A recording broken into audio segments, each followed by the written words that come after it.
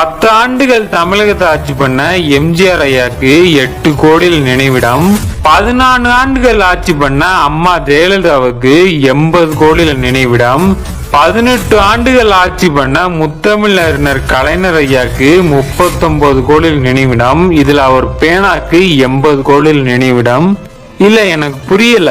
கங்கை முதல் கடாரம் வரை, தெற்காசிய நாடுகள் முதல் வியட்நாம் வரை, ஆறு குளம் ஏரி அணைகள் என அனைத்தையும் வெட்டி 6 நிலநடுக்கங்களை கண்டும் இன்றளவும் தமிழர் மொழியின் பெருமையை எடுத்து கூறும் மதுரை, தஞ்சை என பல கோவில்களை நிறுவிய நம் முன்னோர்களுக்கு ஊரி நெல்லையில் ஓட்டை தகரத்தின் கீழ் பாதி லிங்கத்தினால் ஒரு நினைவிடம். இல்ல எனக்கு இதுவும் புரியல. வெறும் 50 ஆண்டுகள் ஆட்சி பண்ணவர் தான் மகாராஜா சத்ரபதி சிவாஜி.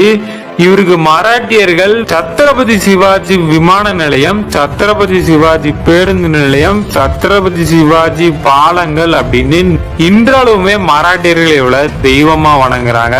வெறும் 50 ஆண்டுகள் தரமான ஆட்சியை கொடுத்ததுக்கு 3000 2000 வருடங்கள் ஆட்சி பண்ண நம்